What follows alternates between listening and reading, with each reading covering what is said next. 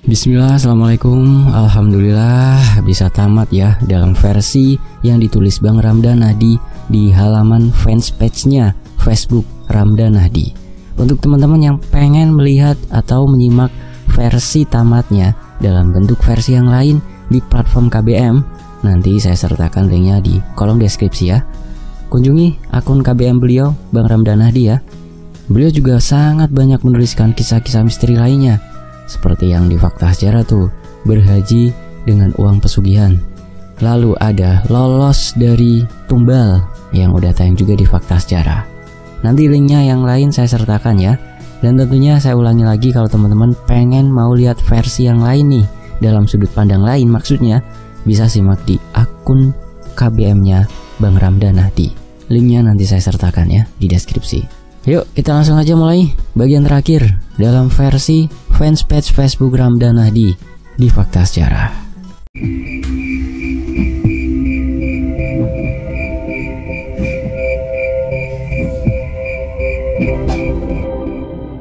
Terdengar suara tepuk tangan. Seketika itu pandanganku berubah gelap.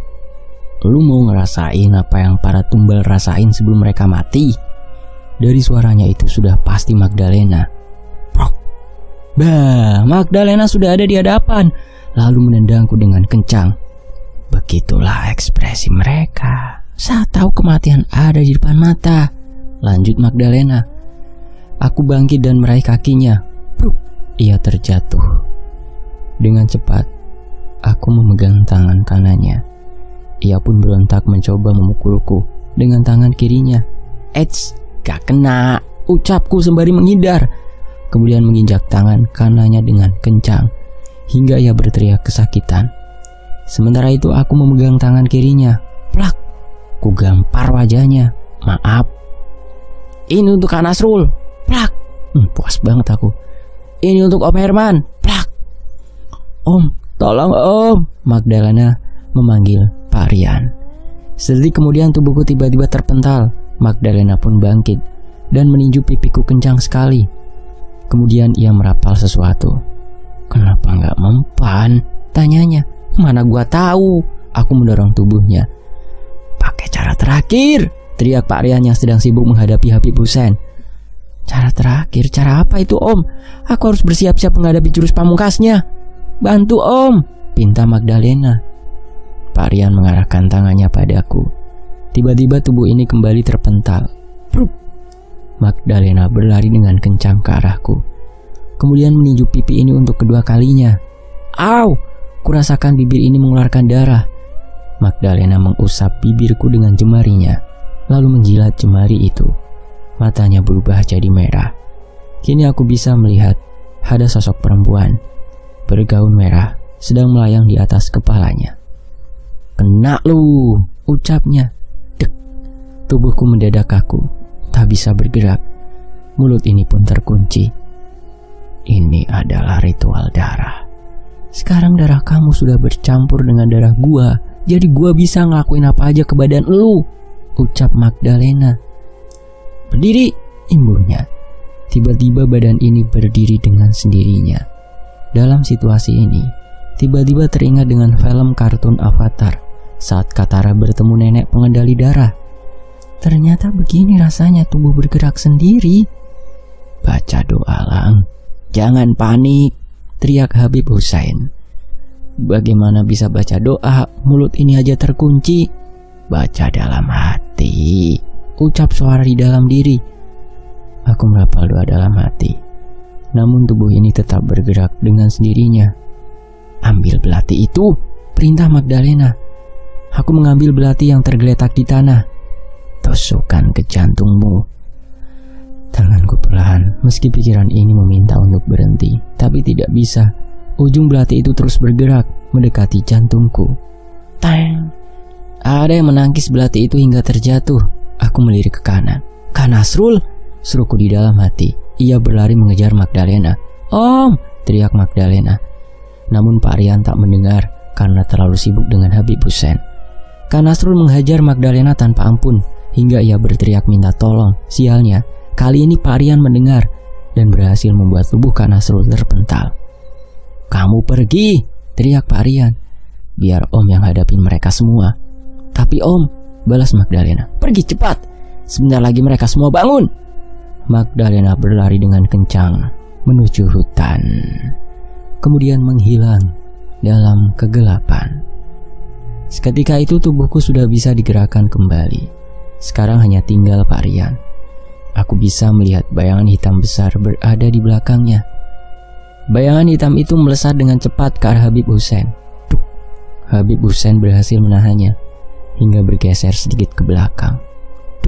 Serangan kedua pun masih bisa ditahan, namun aku bisa melihat ada darah yang menetes di ujung bibirnya. Darahnya sampai mengotori baju gamis berwarna putih yang ia kenakan. Sementara itu, aku dan Kak Nasrul berusaha membangunkan yang lain, namun tak berhasil. Mereka seperti tidur nyenyak setelah begadang seharian. Tadi kakak bisa bangun gimana caranya? Tanyaku. Ada kakek-kakek yang bangunin, balasnya. Pakai sorban kak? Iya. Aku berbicara dalam hati meminta kakek bersorban itu membangunkan semuanya. Usap mata mereka, bisik suara tanpa wujud. Aku mengusap mata Om Herman. Tak lama kemudian ia terbangun. Loh, itu bisa bangunin? Kak Nasrul kebingungan. Iya dong. Aku tersenyum bangga. Awas! Teriak Habib Hussein. Aku melihat bayangan hitam itu bergerak cepat ke arah Kak Nasrul. Kak Nasrul! Teriakku. Ia tak sempat menghindar.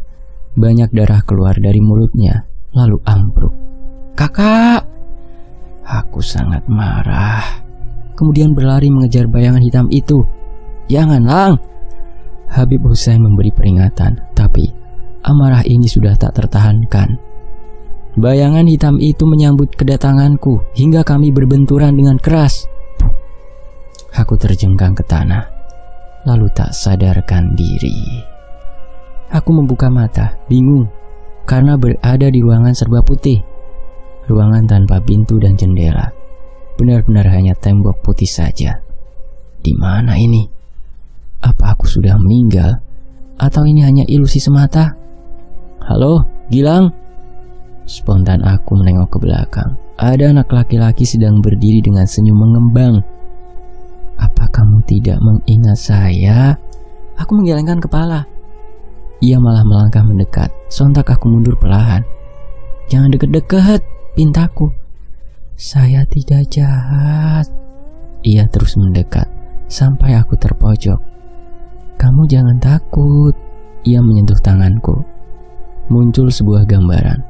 Gambaran masa kecilku saat aku bermain, tertawa, dan mengobrol bersamanya di kamar. Jadi kamu anak kecil yang diceritain Kak Nasrul? Tanyaku. Iya, apa kamu ingat nama saya? Aku menggelengkan kepala. Nama saya Tommy. Itu nama yang kamu berikan. Semenjak mata batin kamu tertutup, aku tidak bisa bermain denganmu lagi, sambungnya. Cuman cerita Kak Nasrul itu beda. Memang dia cerita apa? Kamu jahat, kamu ngajak saya pergi ke jalan raya, kamu ngebuat saya sering ngamuk-ngamuk, dan kamu juga yang ngajarin saya ngomong kasar. Dia seharusnya tidak berbicara seperti itu. Lah, apa semuanya benar? Tommy menyeringai. Dia terlalu banyak bicara. Tiba-tiba suaranya berubah menjadi berat. Perlahan wajahnya menjadi hitam. Spontan aku menendangnya sekuat tenaga hingga terjengkang ke belakang. Ia merangkak dan mendesis. Kamu takut sama ini kan? Shhh. Ia berubah menjadi ular kobra yang sangat besar. Sorotan mata kuningnya membuat tubuh ini mendadak kaku. Aku memang sangat takut dengan ular. Ia kembali mendesis dan melata mendekatiku, kemudian melilit tubuhku. Kini wajah kami berhadapan, kurang dari sejengkal. Apa kamu takut? Tanyanya. Aku memalingkan wajah. Jangan takut, Lang. Ini cuma ilusi. Batinku berusaha mensugesti diri. Tidak, balasku dengan bibir gemetar. Ia membuka mulutnya, menunjukkan gigi runcing yang mengerikan. Aku langsung menutup mata. Tiba-tiba bunyi desisan itu hilang. Lang, buka matanya, Lang. Kini terdengar suara ibu. Aku membuka mata. Ibu, ucapku saat melihatnya ada di hadapan. Kuedarkan pandangan. mencari keberadaan ular itu. Hilang entah kemana. Saat akan melangkah mendekat, ibu tiba-tiba tertawa. Kamu tertipu. Kemudian ia berubah menjadi Pak Aiman. Aku kembali melangkah mundur. Kak Gilang. Kini ia berubah menjadi Delia. Main yuk. Sebenarnya ini makhluk apa? Kenapa ia bisa berubah-ubah bentuk seperti itu? Kini ia menjadi diriku.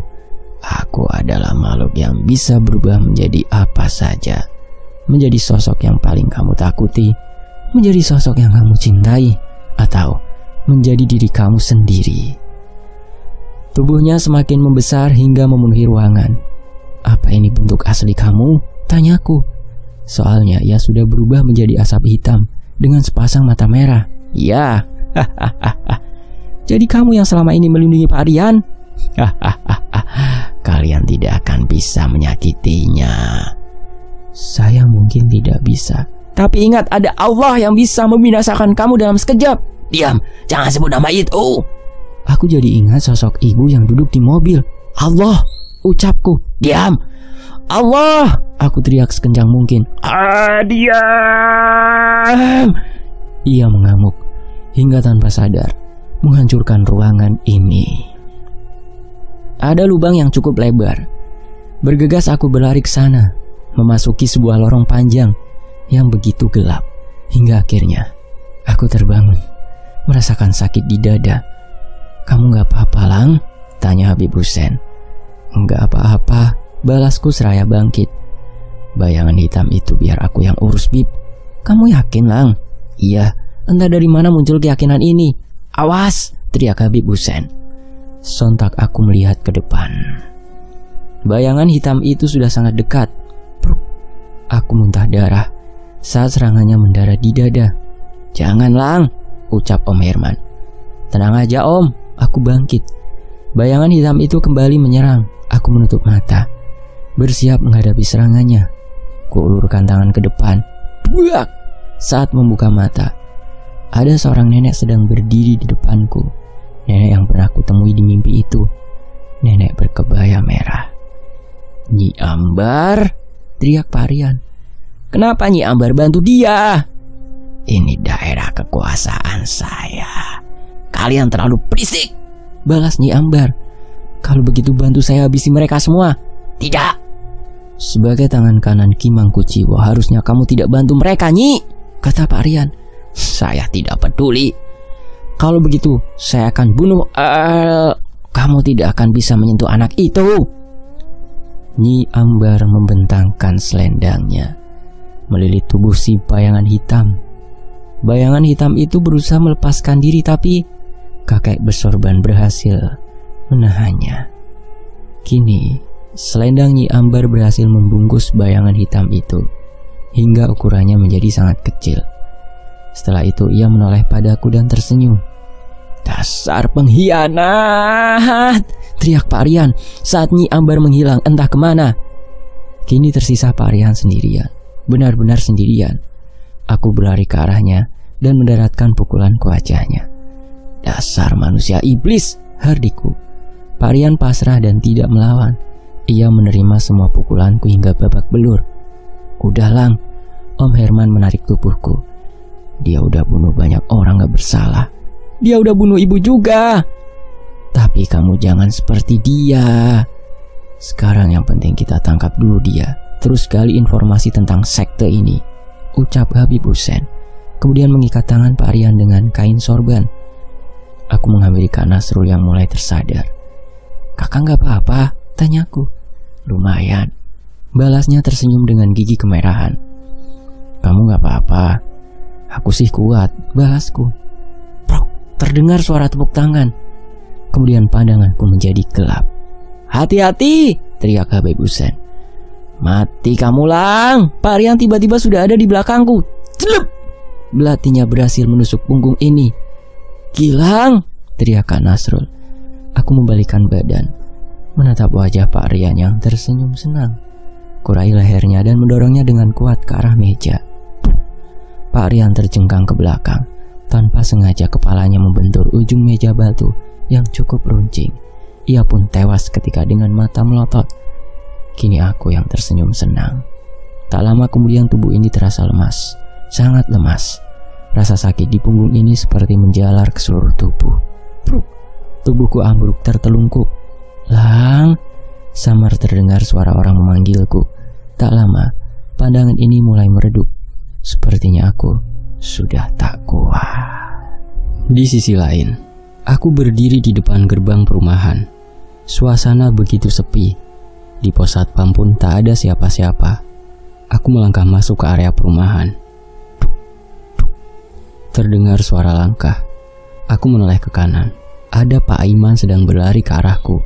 Namun seperti wujudnya, seperti manusia biasa, tidak semenyeramkan dulu. Lang, panggilnya, sembari melambaikan tangan. Aku terdiam, bingung harus merespon apa. Dengan canggung, membalas lambaian tangannya, kemudian berlalu menuju rumah. Suara langkah kaki terdengar mendekat. Puk, seseorang menepuk pundakku. Wah! Aku berteriak saat melihat Pak Aiman sudah ada di samping. Kenapa teriak? Tanyanya. Kaget, Pak. Bapak cuman mau ngucapin terima kasih. Terima kasih kenapa, Pak? Kamu udah bebasin Bapak. Aku mengerutkan dahi. Apa maksudnya dibebaskan dari jerat siluman anjing? Sama-sama, Pak. Balasku, tak mau mengobrol terlalu lama dengannya. Agak trauma. Sayup terdengar suara musik senam dari arah lapangan. Dari kejauhan, terlihat ada 4 orang sedang senam. Aku mempercepat langkah, menghampiri mereka. Lang, sapa Bu Wariah. Ternyata ia sedang senam bersama Bu Salma, Bu Gina, istri Pak Didit, dan 1 orang yang tak kukenal.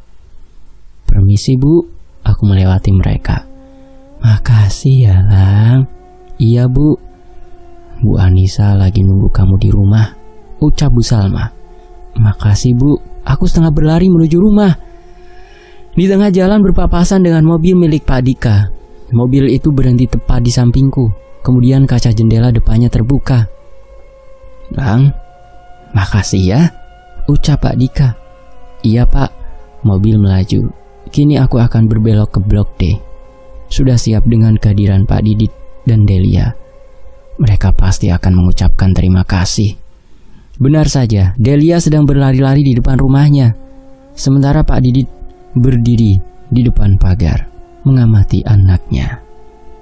Kak Gilang, teriak Delia seraya berlari menghampiri. Aku melemparkan senyum. Ia malah menarik tanganku. Main yuk. Aku sedikit menunduk, menatap wajahnya yang lucu. Kakak harus cepat-cepat pulang ke rumah, balasku. Iya, Del. Kak Gilang udah ditunggu ibunya, sahut Pak Didit. Ya, aku gak ada teman main, Delia cemberut. Lang, makasih ya, ucap Pak Didit. Sama-sama, Pak. Aku melangkah ke rumah. Tiba di depan rumah, terlihat pintu depan sudah terbuka lebar. Bu, panggilku seraya masuk rumah. Akhirnya kamu datang juga, sahut ibu yang sedang duduk di sofa kesayangannya. Meow. Samson berlari dari dapur, menghampiriku. Ku elus bulunya yang halus. Kemudian duduk di sofa dekat ibu. Aku tertegun dengan wajahnya yang begitu bersih dan cantik. Aku sangat merindukannya. Udah ketemu yang lain, Lang? Tanya ibu. Udah, Bu. Ibu juga mau ucapin terima kasih sama kamu. Nggak usah, Bu. Itu udah kewajiban Gilang. Ibu kangen sama kamu, Lang. Gilang juga kangen sama ibu. Ibu bersyukur banget kamu gak ikut rombongan ziarah. Sekarang kamu harus jaga kesehatan, jangan nakal, nurut sama Kak Arul, belajar yang rajin, dan yang paling utama jangan tinggalkan ibadah. Pesannya. Iya, Bu. Air mata mulai menggenang di sudut mata. Aku pun beranjak dan memeluk ibu. Ibu mengelus rambutku. Lang, jangan berurusan dengan mereka lagi. Mereka itu sangat berbahaya. Ibu takut nanti kamu celaka. Gilang terpaksa ngelakuin itu, Bu. Demi ibu, demi anak-anak lain yang kehilangan orang tuanya. Balasku sembari menatap wajah ibu. Ibu mengusap air mataku dengan punggung tangannya. Kakek Abdullah gak akan selamanya melindungi kamu, Lang. Jadi berpikir 2 kali sebelum ngelakuin sesuatu. Kakek Abdullah? Siapa itu, Bu? Tanyaku. Kakek bersorban yang selalu ada di dekat kamu. Hah? Ibu kenal sama dia? Ibu kenal banget sama dia, balasnya seraya tersenyum. Kemudian ia bercerita. Waktu itu umur ibu masih 6 tahun. Pertama kali menginjakan kaki di tanah suci. Ibu pergi umroh sama kakek kamu, Lang. Saat perjalanan umroh itu, ibu mengunjungi sebuah masjid, Masjid Kuba. Di depan pintu gerbang masjid itu, ibu melihat ada seorang kakek sedang terduduk lemas sembari meminta sesuatu. Kakek itu minta air, ucap ibu. Padahal cuaca saat itu tidak terlalu panas. Namun, kakek itu terlihat dehidrasi parah hingga tak sanggup berdiri. Ibu berinisiatif untuk mengambilkannya air. Dengan langkah kecilnya, pergi ke bagian tengah masjid. Di sana ada sebuah sumur yang digunakan sebagai sumber air untuk wudhu. Dengan tangan kecilnya, ia menampung air dan berjalan perlahan menuju depan masjid. Kakek itu meminum langsung dari tangan ibu. Setelah itu, ia menghilang.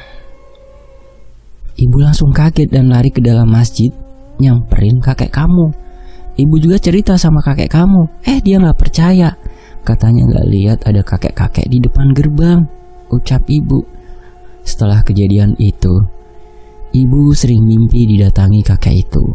Sampai akhirnya ia memperkenalkan diri, kakek Abdullah. Kakek bersorban yang selama ini melindungiku. Dia memang berjanji akan melindungi keluarga besar kita, Lang, ucap ibu.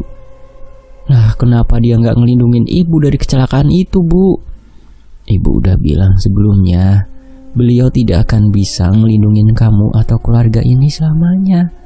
Karena beliau pernah bilang tidak bisa terus-menerus mencampuri kehidupan manusia. Biarlah manusia menentukan takdirnya sendiri. Paling dia cuma memberi sedikit petunjuk. Kakek Abdullah udah berkali-kali nolongin Gilang, Bu. Kalau sudah begitu berarti kondisinya sudah sangat mendesak, Lang. Kalau ibu tahu kakek Abdullah itu baik, terus kenapa ibu sama ayah malah ngusir dia? Itu permintaan ayah kamu, Lang. Soalnya ayah kamu panik gara-gara ngelihat kamu udah mulai aneh. Itu kan gara-gara si Tommy, Bu. Iya, kamu beberapa kali hampir celaka gara-gara dia. Makanya lebih baik mata batin kamu ditutup. Kenapa kakek Abdullah gak ngusir dia? Ada sesuatu yang menghalangi kakek Abdullah. Sesuatu apa, Bu? Tanyaku. Ibu juga gak tahu, Lang. Pasti itu laki Mangku Jiwo dan Pak Rian, karena mereka lah yang mengawasiku dari kecil. Ibu bangkit. Mau kemana, Bu? Tanyaku seraya bangkit. Kamu harus pulang. Tempat kamu bukan di sini, Lang, balasnya. Pulang kemana, Bu? Ini kan udah sampai rumah. Ini bukan rumah untuk kamu, Lang. Terus rumah untuk aku yang mana, Bu? Biar kakek Abdullah saja yang antar kamu. Ibu mengajakku keluar rumah. Ada kakek Abdullah yang sedang berdiri di luar pagar. Maaf, terlalu lama ngobrolnya, ucap ibu. Tidak apa-apa, balas kakek Abdullah. Kamu ikut kakek Abdullah, jangan di sini ya, Lang, ucap ibu. Aku menatap wajahnya sekali lagi, lalu memeluknya untuk terakhir kali. Ingat jaga diri kamu baik-baik ya, Lang. Iya, Bu. Aku melepas pelukan dan mengecup tangannya. Bilang pergi dulu ya, Bu. Dengan berat hati, kaki ini melangkah ke arah kakek Abdullah. Tolong jaga Gilang ya, Kek, pesan ibu. Insya Allah. Kakek Abdullah memegang tanganku. Tutup mata kamu, perintahnya. Sebentar, Kek. Aku masih belum puas menatap wajah ibu. Apa saya bisa bertemu ibu lagi? Bisa. Berdoalah di sepertiga malam, minta dia datang ke mimpi kamu, balas kakek Abdullah. Oke, aku menutup mata, merasakan angin yang berhembus kencang. Saat membuka mata, sudah berada di rumah sakit. melihat tubuhku yang terbaring di atas berangkar. Berbaringlah di atas tubuh kamu. Perintah kakek Abdullah. Aku mengikuti perintahnya. Tunggu. Terdengar suara deteksi denyut jantung. Aku membuka mata. Sudah disambut dengan senyuman Aurora. Bener kan Kak Gilang bangun, ucapnya. Wah, beneran ternyata, sahut Rehan. Kutatap wajah sahabatku itu. Jangan kaget gitu Lang, ucapnya. Kemana aja lu, ucapku pelan. Tar gua ceritain, sekarang lu sembuh dulu aja Lang. Hari ini aku bisa kembali ke rumah. Setelah 10 hari koma dan 7 hari dirawat, Kak Nasrul cerita, aku sangat beruntung bisa lolos dari kematian. Sebuah keberuntungan yang pernah membuat Pak Rian kesal. Secara logika, seharusnya aku sudah mati. Jarak dari lokasi kejadian ke rumah sakit sangat jauh. Kondisi semakin sulit karena tak ada sinyal telepon. Ditambah ban mobil yang pecah. Om Herman nekat mengantarku ke rumah sakit. Ia bertaruh nyawa, melewati jalan di area pegunungan dengan satu ban pecah. Alhamdulillah, aksinya itu membuatku sampai ke rumah sakit tepat waktu. Kak Nasrul juga bilang kalau jasad Pak Rian dikuburkan di sana, tepat di bawah bongkahan meja persembahan. Berita tentang sekte ini sempat viral beberapa hari, tapi tiba-tiba menghilang begitu saja. Habib Hussein menduga kalau ada orang penting yang terlibat dalam sekte ini, hingga pengaruhnya sangat besar. Kemudian, ia mengerahkan banyak anak didiknya untuk mencari keberadaan Magdalena. Namun, Magdalena tidak pernah ditemukan. Rumah Haji Ropi pun sempat didatangi. Kosong, tak berpenghuni. Ada kabar yang beredar kalau ia sudah kabur ke luar negeri setelah berita ini viral. Rehan dan Ega sempat bercerita kalau kondisi perumahan sudah jauh lebih baik. Tak ada teror dari para zombie yang berkeliaran. Jadi ini memang sudah waktunya aku kembali ke rumah dan melanjutkan hidup. Setibanya di rumah, Rehan dan Ega sudah menunggu di depan pintu. Kedua sahabatku ini membantuku berjalan ke kamar. Udah kayak jompo aja lu Lang, celetuk Ega seraya menuntunku. Gua jalan sendiri aja, balasku seraya menepis tangannya. Ih, marah. Orang baru balik udah dipejandain, ucap Rehan. Parah emang si Ega, sahutku. Iya maaf. Aku dan Rehan pun tertawa. Kemudian kami pun mengobrol di kamar, membicarakan alasan Rehan yang tiba-tiba pulang ke Indonesia. Soalnya, ia janji akan cerita kalau aku sudah pulang ke rumah. Waktu berita itu viral dan tahu kalau lu lagi koma di rumah sakit, gue buru-buru minta izin untuk pulang. Awalnya bokap gak izinin karena situasi belum aman. Tapi gue maksa banget, ucap Rehan. Kenapa lu gak pernah kontak gue Han? Tanyaku. Dilarang bokap Lang. Handphone gue aja baru dibalikin pas pulang ke Indonesia ini. Harusnya lu beli handphone lagi Han, ucap Ega. Tahu tuh, sekalian sama kontraknya, sahutku. Kagak bisa, semua kartu ATM gue disita bokap. Padahal udah di Amrik, masih aja takut sisi rumah nyamperin ke sono, balas Ega. Gak tahu dah, bokap gue masih trauma sama kejadian yang nimpa Pak Nasir. Pak Nasir pasti dibunuh sama anggota sekte, ucapku. Kayaknya sih begitu. Obrolan pun berlanjut. Kali ini kami bercerita tentang masa depan dan dunia perkuliahan. Besok Ega harus kembali ke Jogja karena PKKMB akan segera dimulai. Lusanya Rehan menyusul kembali ke Amerika. Meskipun begitu, pertemuan singkat kami sudah cukup mengobati kerinduanku. Awas, jangan sampai ngilang lagi Han, ucapku. Aman, balasnya. Jujur, perpisahan dengan dua sahabatku kali ini tidak membuatku sedih. Malahan tenang melihat keduanya bisa menempuh jalan masing-masing. Namun, ada yang membuatku lebih senang. Kak Nasrul memilih kerja di Jakarta. Setidaknya aku tidak sendirian di rumah. Seminggu berlalu, kehidupan di perumahan sudah terlihat normal. Orang-orang yang tadinya mengungsi akibat teror zombie, kini sudah kembali ke rumah masing-masing. Hanya Pak Rian yang tidak kembali ke rumahnya. Hari ini Aurora, Om Herman, dan Tante Farah datang mengunjungiku. Oh ya, karena berita tentangku sempat menjadi berita nasional, beberapa anggota keluarga dari ayah pun sempat datang. Mungkin mereka baru ingat kalau punya keponakan bernama Gilang Febians. Hari ini mereka pulang, ucap Aurora seraya melihat-lihat meja belajarku. Mereka siapa? Tanyaku. Semua korban kecelakaan. Bukannya mereka semua udah pulang ke tempat seharusnya? Belum kak, mereka masih ada di sekitar perumahan. Termasuk ibu Kak Gilang ya? Aurora menganggukkan kepala. Apa kamu lihat ibu Kak Gilang? Tanyaku. Aku gak lihat kak, tapi biasanya mereka akan pamit. Kakak tunggu aja. Ucapan Aurora itu menjadi kenyataan. Malam harinya, aku bermimpi duduk di depan teras. Tak lama kemudian, ada sebuah mobil travel yang berhenti di depan rumah. Mobil travel yang mengangkut semua korban kecelakaan. Semua penumpang keluar dari mobil itu, termasuk ibu. Spontan aku bangkit dan berlari menghampirinya. Kami pun berpelukan lama sekali hingga aku tak sadar sudah terbangun dari tidur dengan air mata mengalir. Bergegas, aku pergi ke kamar mandi untuk cuci muka dan mengambil wudhu.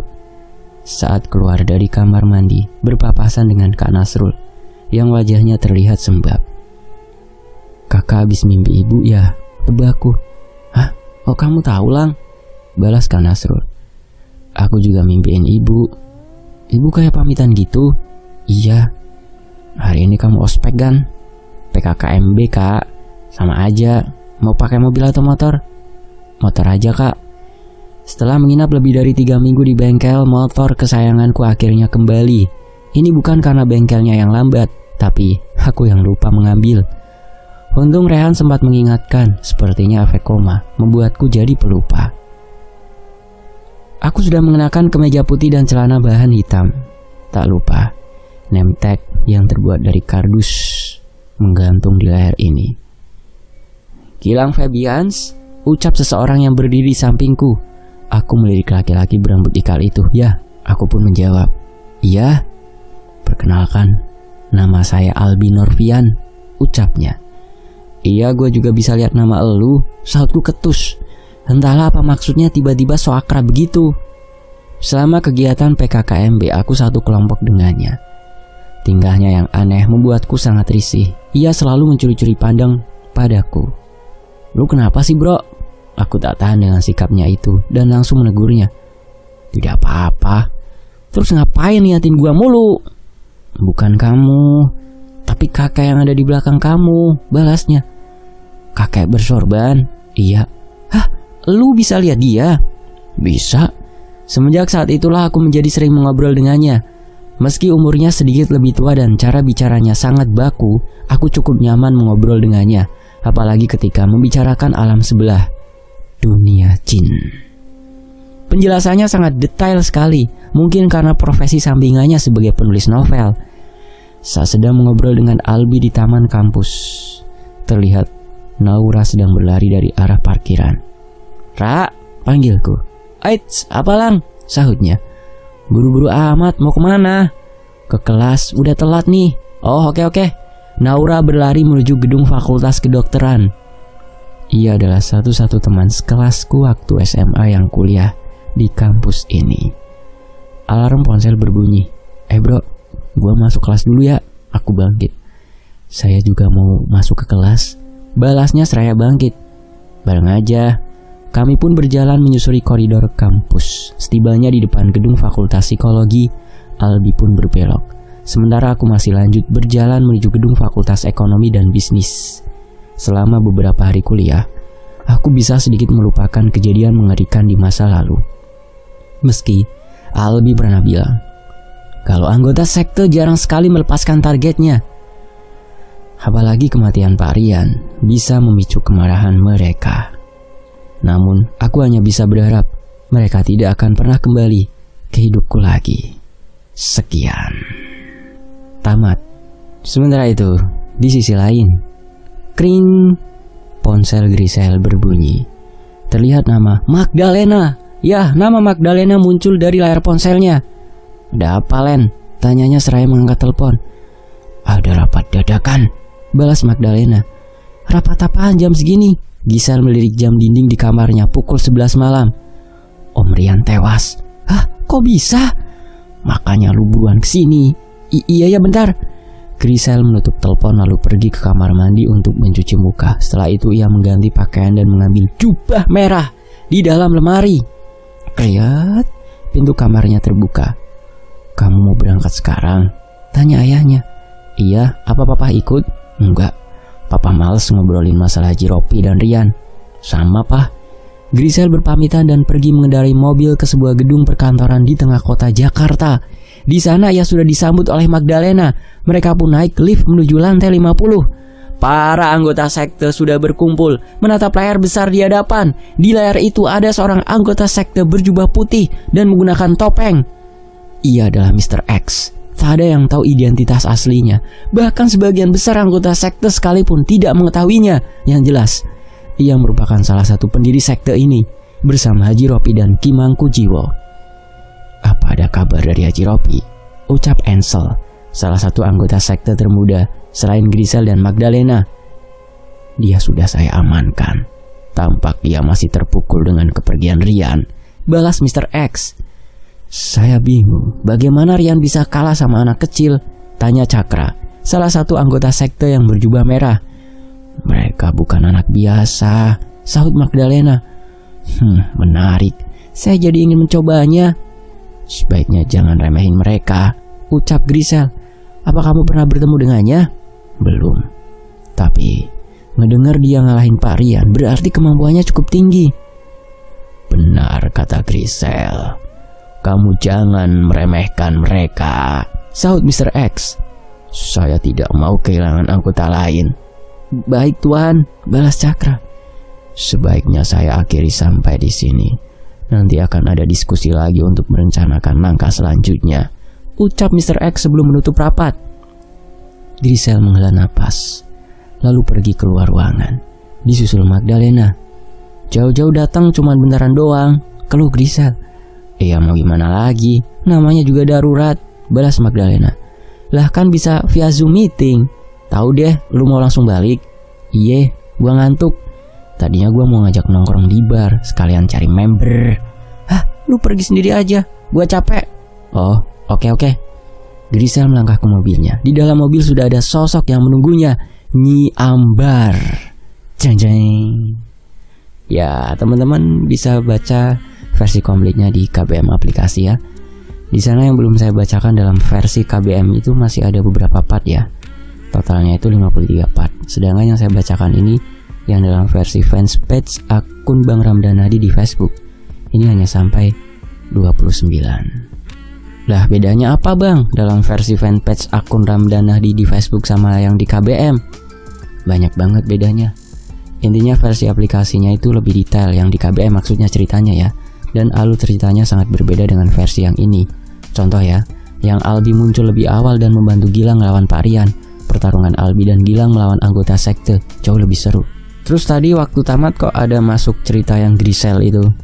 Ya berarti cerita sekte ini atau tandanya cerita Gilang belum benar-benar berakhir. Akan ada cerita bersambung lanjutannya yang berjudul Sekte Para Pencari Tumbal. Dan itu juga sudah ada ya di KBM-nya Bang Ramdanadi. Atau dalam versi akun fanpage-nya yang di Facebook, bisa kunjungi ke halaman Facebook-nya. Dan teman-teman kalau pengen dalam versi novel atau dalam bukunya juga bisa di order ya. Nanti link ordernya juga saya sertakan di kolom deskripsi. Ya demikianlah sampai di sini. Semoga kita bisa menghargai waktu demi waktu saat kita bersama ibu kita ya. Kehilangan ibu adalah hal yang sangat tidak mengenakan. Saya pamit, terima kasih untuk Bang Ramdanadi sudah mengizinkan cerita ini sampai tamat saya bacakan di Fakta Secara ini. Dan tentunya buat teman-teman yang masih setia di channel ini. Ada Urang Sunda TA5901, makasih bang. Ada Arino Priyansa 1336, makasih ya. Terus ada Bunda Auti 9554, makasih. Terus ada Parmi Rosdiana 2112, makasih ya. Terus ada Farita Andria 9994. Lalu ada Sandra Van Houten 8524. Ada Moh 1E. Ada Atih 3950, ada Lord Ngebok 5410, ada Luvina 7780, Lalu ada @bocahyayu6906. Lalu ada user_nr7fx4mf4g. Terus @nursanatunas_sution523. Masih banyak ya yang belum saya sebutin satu-satu. Ada Mbak Anita 8782. Nanti saya lanjutin sapa-sapanya ya di live streamingnya saja. Kira-kira jam berapa enaknya ya kalau live streaming buat ngobrol-ngobrol sama teman-teman di sini gitu. Nanti komen ya di kolom komentar juga ya. Saya pamit, terima kasih. Wassalamualaikum. Mohon maaf kalau ada salah kata atau ada kalimat yang saya ucapin belepotan, kalau intonasinya juga ya nggak mengenakan gitu. Mohon maaf ya, intinya ya saya mohon maaf banget. Sampai jumpa di kisah lainnya, tetap di Fakta Sejarah. Alhamdulillah.